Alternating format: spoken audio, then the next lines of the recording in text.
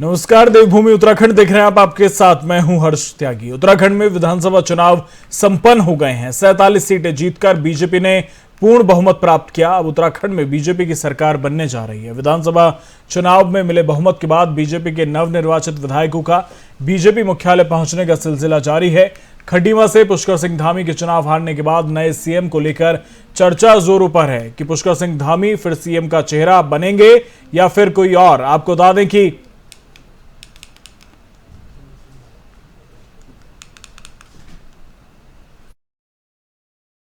विधानसभा से नवनिर्वाचित विधायक धन सिंह रावत का भी नाम सबसे आगे है।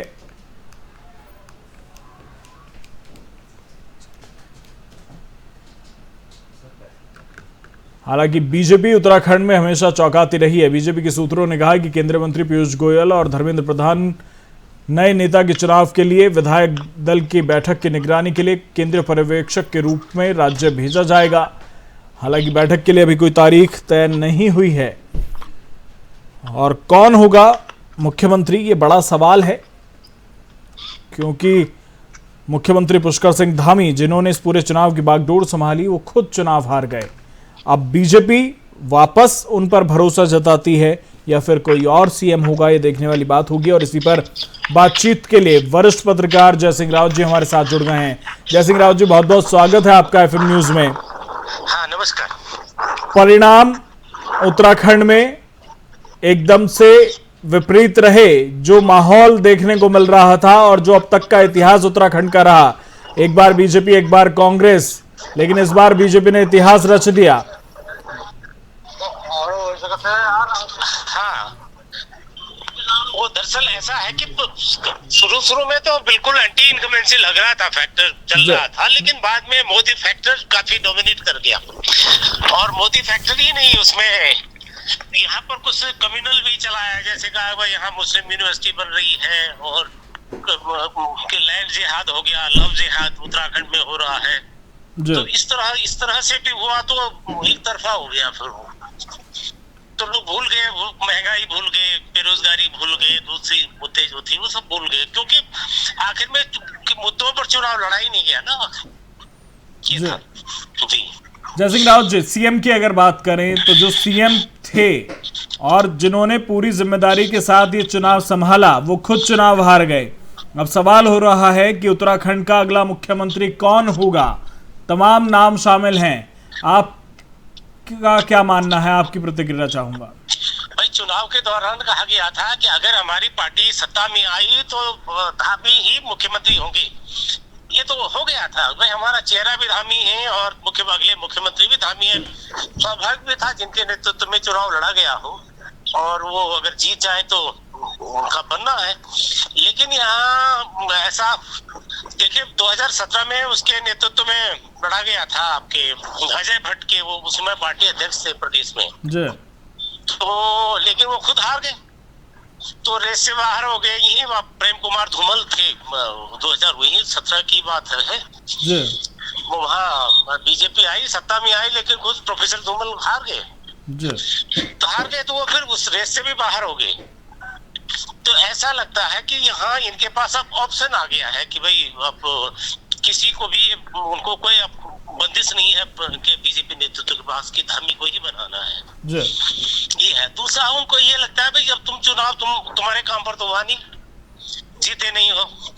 ये क्या कि पार्टी के नाम से चुने हो, क्या कहते हैं, मोदी जी के नाम पे वो केंद्रीय डबल इंजन के नाम पर चुनाव जीता गया है, तो उनके पास ऑप्शन है कि हम किसी को बना सकते हैं। तो क्या फिर से एक बार बीजेपी चौंकाएगी, क्योंकि जब पुष्कर सिंह धामी को सीएम बनाया गया था तब पुष्कर सिंह धामी का तो नाम भी नहीं था रेस में। हाँ, हमने कहीं कहीं कभी कभी उठ जाती थी, बात आ जाती थी तो, लेकिन इस वक्त हो सकता है धामी को रिपीट करने कुछ लोगों, क्योंकि जो यहाँ ऑब्जर्वर आए हैं धर्मेंद्र प्रधान है और वो है, तो दूसरा कुछ एक लॉबी, आप देखो ना, अलग अलग लॉबी काम कर रही है। सतपाल महाराज लॉबी भी एक्टिव है, आपके धामी लॉबी भी एक्टिव है, आपका त्रिवेंद्र सिंह रावत के लिए उसने कुछ लोगों को, जैसे ब्रिजभूषण गैरोला थे, उन्होंने कह दिया भाई कि क्या कहते हैं, हम इनके लिए अपना सीट खाली कर देंगे।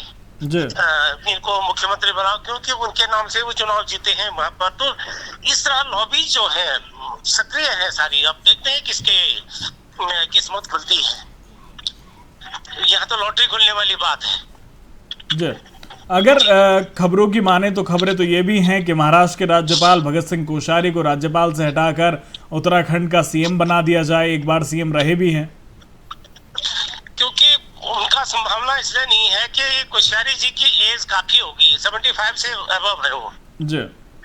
तो इसलिए वो नहीं है। क्योंकि अगर वो होते तो उनको पिछली बार चुनाव मैदान में उनको उतार दिया जाता, उनके नेतृत्व में लड़ते तो और अच्छा रहता। जी। तो वो उनकी संभावना नहीं है। लेकिन महाराज की संभावना वक्त तो हर वक्त की जाती है। लेकिन यह है कि क्या केंद्रीय नेतृत्व बीजेपी का सतपाल महाराज जैसे इतने बड़े व्यक्ति को मुख्यमंत्री बनाएगी, क्योंकि फिर वो योगी वाला जैसी बात हो जाएगी। जी। जैसे योगी का अपना दमखम है। जी। हाँ, वहाँ मतलब ये नहीं कि मोदी जी पर डिपेंड नहीं है वो, जैसे यहाँ पर है कि मोदी के नाम का खड़ा वो रख दो फिर राज चलाओ, ऐसा यूपी में नहीं है। जी। ऐसा ही अगर सतपाल महाराज आते हैं, बड़ा व्यक्तित्व है जी। उनको आसानी से आप हटा भी नहीं सकते हैं। और नहीं वो इतनी जी हजूरी करेंगे। जी। तो उनको देखो ना, आज जब हर चीज मोदी जी के नाम से मोदी फैक्टर हो रहा है, तो वो प्यादा रखेंगे अपना, कोई भी रख देंगे। अच्छा, दूसरी अब ये है कि कोई काम करे ना करे, जी। पूरा मामला अल्टीमेटली वही हिंदू मुसलमान पर हो जाता है। जी। भाई यहाँ इनके खिलाफ इतनी ज्यादा एंटी इनकमेंसी थी। जी। लेकिन आखिर में क्या हुआ, वही हिंदू मुसलमान हो गए।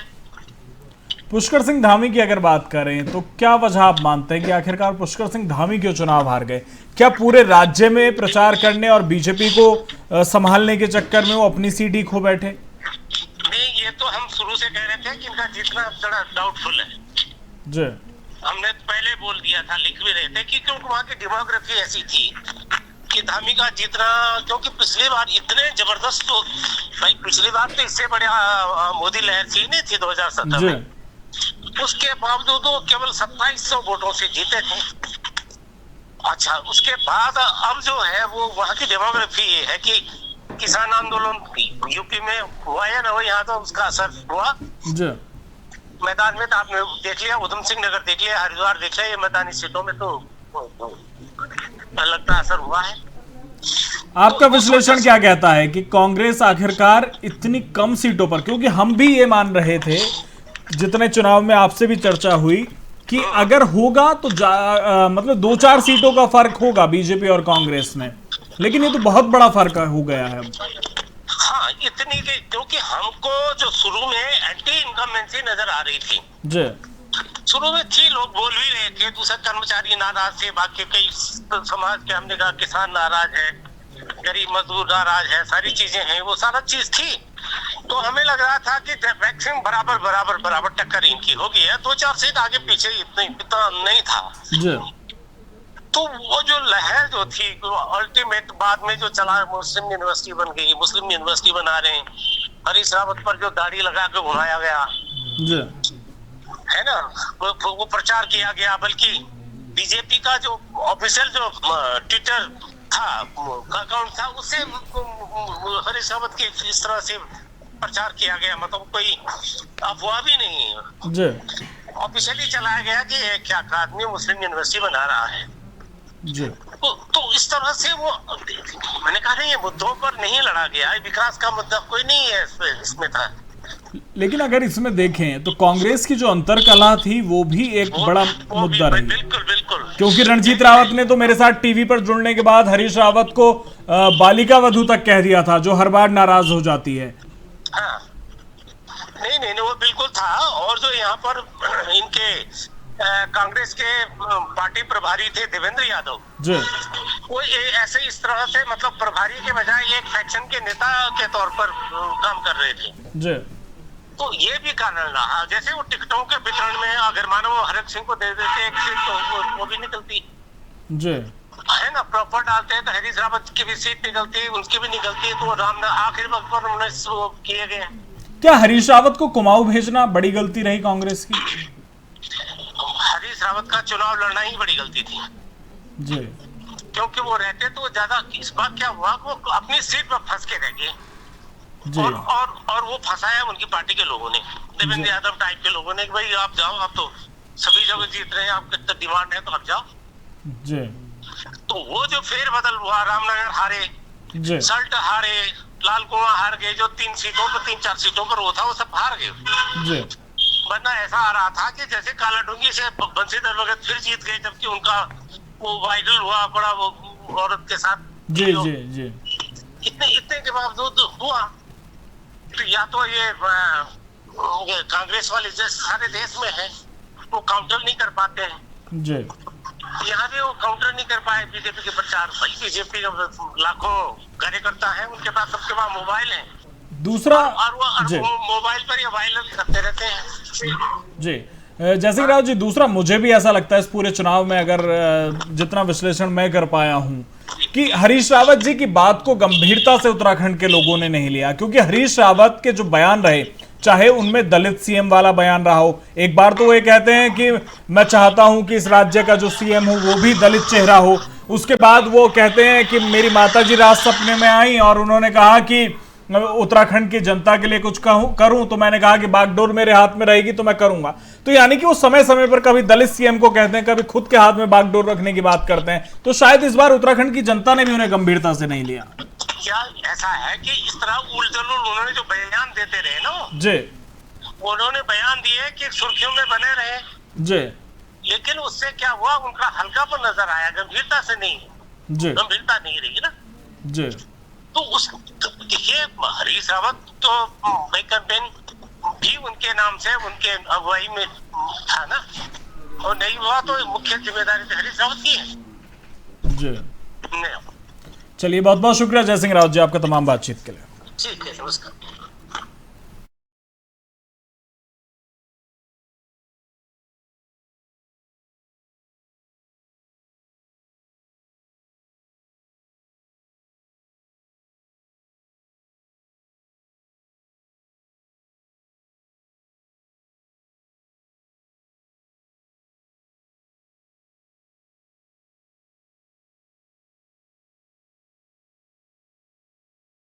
उत्तराखंड के रुड़की से सटे मंगलौर विधानसभा में शुक्रवार को विजय जुलूस के दौरान कांग्रेस और बसपा समर्थकों के बीच लड़ाई हो गई। आपको बता दें कि मीडिया रिपोर्ट्स के मुताबिक मंगलौर में विजय जुलूस में डीजे बजाने को लेकर कांग्रेस और बसपा समर्थक आपस में भिड़ गए। विवाद इतना बढ़ा कि दोनों के बीच जमकर पथराव हुआ।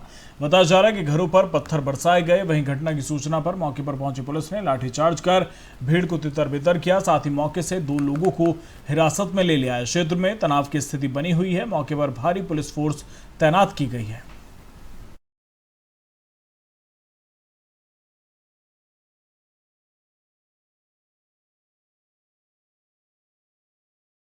उत्तराखंड विधानसभा चुनाव 2022 में भी कांग्रेस सरकार नहीं बना पाई और 70 में से मात्र 18 सीटों पर ही वो सिमट कर रह गई। हालांकि 2017 के मुकाबले कांग्रेस का प्रदर्शन अच्छा रहा। इस बार कांग्रेस ने 8 सीटें ज्यादा जीती हैं। वहीं प्रदेश अध्यक्ष गणेश गोदियाल खुद पौड़ी जिले की श्रीनगर विधानसभा सीट से चुनाव हार गए। कांग्रेस की इस हार की जिम्मेदारी प्रदेश अध्यक्ष गणेश गोदियाल ने खुद ली। चुनाव परिणाम आने के बाद शनिवार को गणेश गोदियाल पहली बार मीडिया से रूबरू हुए। गणेश गोदियाल ने कहा कि वे पार्टी के उन कार्यकर्ताओं को धन्यवाद देना चाहते हैं जिन्होंने धन बल के विरुद्ध इस चुनाव में कांग्रेस के लिए काम किया।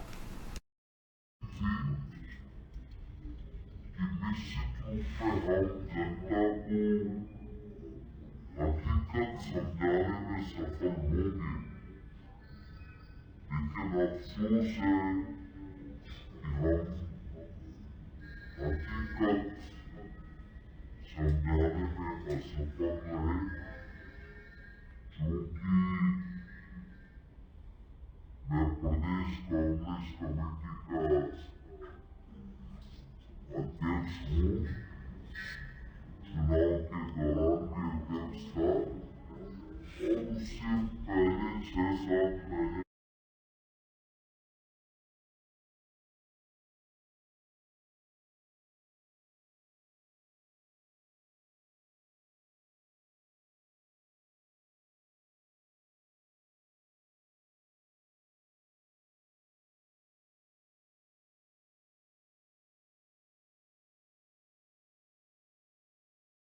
अल्मोड़ा की जागेश्वर विधानसभा सीट को कांग्रेस का गढ़ माना जाता है, लेकिन 2022 विधानसभा चुनाव के नतीजे आने के बाद कांग्रेस औंधे मुंह गिर गई।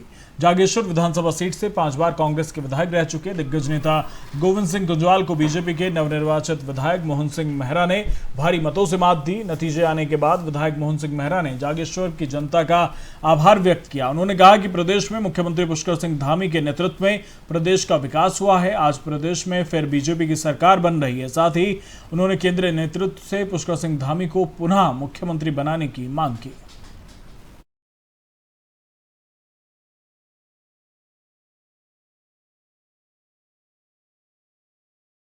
हरिद्वार के ब्लॉक बहादुराबाद के पंचपुरी गांव गढ़मीरपुर में doctor BR Ambedkar inter college Garhmirpur में फर्जी दस्तावेजों के आधार पर इस कॉलेज में शिकायतकर्ता के अनुसार फर्जी नियुक्तियां और अनुदान समाप्त करने के आदेश जारी हो गए हैं। आपको बता दें कि इस कॉलेज में एक व्यक्ति को फर्जी प्रबंधक दिखाकर उसके नाम और सिग्नेचर का गलत इस्तेमाल करते हुए सरकार को करोड़ों रुपए का चूना लगाते हुए इस कॉलेज में फर्जी नियुक्तियां और फर्जी तरीके से उत्तराखंड सरकार से अनुदान लिया गया था, जिस पर शिकायतकर्ता की शिकायत के बाद उत्तराखंड शासन अलर्ट हुआ और SIT जांच के लिए टीम गठित की गई। वहीं शिव प्रसाद सिम्वाल मुख्य शिक्षा अधिकारी हरिद्वार ने जानकारी देते हुए बताया कि इस कॉलेज के मैनेजमेंट ने कूट रचना के आधार पर एक गलत तरीके से ये नियुक्तियां और अनुदान हासिल किया है, जिसके संबंध में ये लोग 120B और 420 संगत धाराओं में जेल भी जा चुके हैं।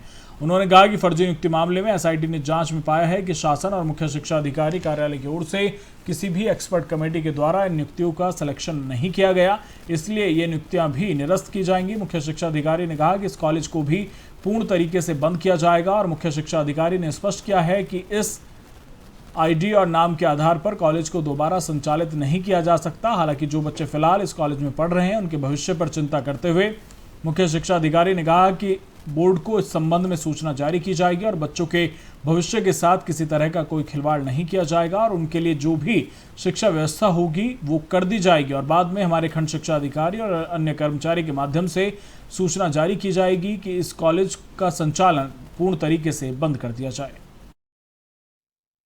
कि ऐसी स्थिति में ये जो मैनेजमेंट है जो कूट रचना के आरोप में जेल जा चुका है, जो 120B और 420 के मुकदमों में इन्वॉल्व है, वो स्कूल नहीं चला सकता। गढ़मीरपुर में ही नहीं, उस नाम से, उस पते पर, उस आइडेंटिटी कार्ड के आधार पर अगर वो कभी भी स्कूल की मान्यता के बारे में किसी अन्य स्थान पर आवेदन करता तो हम उसके आवेदन को स्वीकार नहीं करेंगे। कम से कम मैं तो नहीं करूँगा। इस बारे में तो हम फिर विधिक राय भी लेंगे और बोर्ड से भी और शासन से भी वो करेंगे। जो छात्र वहाँ पढ़ रहे हैं उनके भविष्य का हाँ, ये बहुत दिए गए हैं बोर्ड से, तो वो छात्र बोर्ड एग्जाम देंगे निश्चित रूप से और बोर्ड को हम लिखेंगे इस बारे में। ये कार्रवाई का निर्णय बोर्ड की तरफ से आना है, उनके साथ किसी तरह खिलवाड़ नहीं होगा। इस साल जो छात्र वहाँ पढ़ रहे हैं हम उनको समय छोटों के लिए एक जनरल वो आएगी अधिसूचना विज्ञापन के जरिए, और उसके अलावा हमारा जो खंड का शिक्षा अधिकारी है वो जाकर के सारे। मसूरी के मैक्स हॉस्पिटल में all India women conference Mussoorie branch के द्वारा महिलाओं के लिए एक दिवसीय स्वास्थ्य संबंधित कैंप मसूरी के राधा कृष्ण मंदिर के सभागार में आयोजित किया गया, जिसमें गायनोलॉजिस्ट डॉक्टर प्रियंका और फिजियोथेरेपिस्ट डॉक्टर सोनिया शाह ने महिलाओं को स्वस्थ रहने के साथ डाइट, फिटनेस, एक्सरसाइज और अन्य हेल्थ टिप्स दिए। इस मौके पर डॉक्टर ने बताया कि महिलाएं समाज का अभिन्न अंग हैं, इसलिए महिलाओं की चिंता सभी को होनी चाहिए। इस तरह ओनली माई हेल्थ की इस कैटेगरी में महिला स्वास्थ्य से जुड़े विभिन्न मुद्दों के बारे में महिलाओं को जागरूक किया गया। ऑल इंडिया वीमेंस कॉन्फ्रेंस की स्टैंडिंग कमेटी मेंबर कमल शर्मा ने बताया कि कैंप के दौरान अगर किसी महिला को गंभीर बीमारी से ग्रसित पाया जाता है तो उनके इलाज के लिए भी ऑल इंडिया वीमेन कॉन्फ्रेंस के द्वारा मदद की जाएगी। उन्होंने बताया कि समय समय पर इस तरह के कैंप को लगातार लगाने का प्रयास किया जाएगा, जिससे महिलाओं को लाभ मिल सके।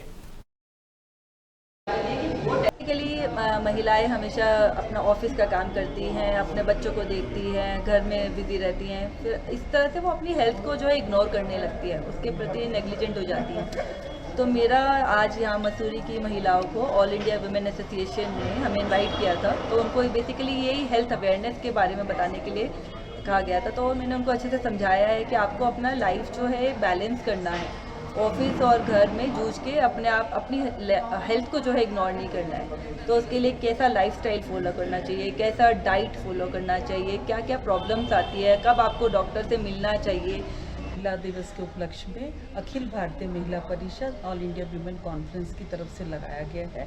और ऐसे प्रोग्राम, ऐसे कैंप हम समय समय पर कराते रहते हैं, क्योंकि महिलाओं से संबंधित जो बीमारियां होती हैं उनकी जानकारी होती है, लेकिन वो अपने लिए महिलाएं जो समय नहीं निकाल पाती।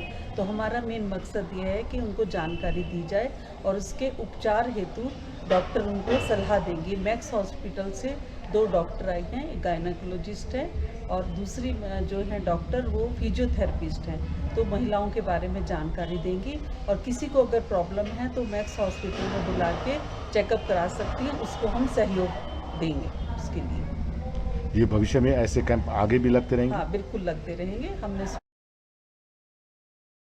कोरोना के मामलों में कमी आने के बाद सरकार ने कोरोना गाइडलाइंस में कई बदलाव किए और इसी के मद्देनजर जेल में बंद कैदियों और परिजनों की मुलाकात पर लगी रोक भी हटा दी गई। रोक हटने के बाद हरिद्वार जेल में भी कैदियों के परिजनों का आना शुरू हो गया है। परिजनों से अब RT-PCR टेस्ट की रिपोर्ट मांगी जा रही है। हालांकि कैदी और परिजनों की मुलाकात के दौरान सैनिटाइजर, मास्क और 2 गज की दूरी जैसे सभी गाइडलाइंस का पालन कराया जा रहा है। हरिद्वार जेल अधीक्षक मनोज आर्य ने बताया कि जेल में मिलाई के दौरान गाइडलाइंस का पालन कराया जा रहा है, जिसके लिए उचित व्यवस्था की गई है। उनकी ओर से खास तौर पर ध्यान दिया जा रहा है कि 2 गज की दूरी और मास्क का विशेष ध्यान रहे और इसी के साथ जेल में कैदियों से मिलने आ रहे परिजनों की RT-PCR टेस्ट रिपोर्ट अनिवार्य की गई ताकि जेल में बंद कैदी सुरक्षित रहें।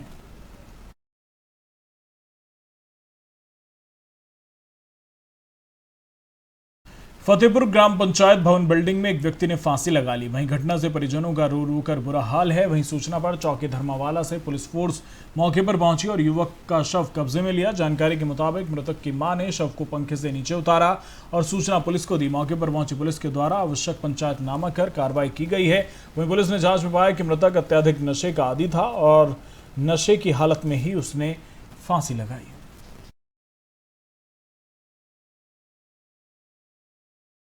फिलहाल मेरे साथ इतना ही। बने रहिए FM न्यूज के साथ। नमस्कार।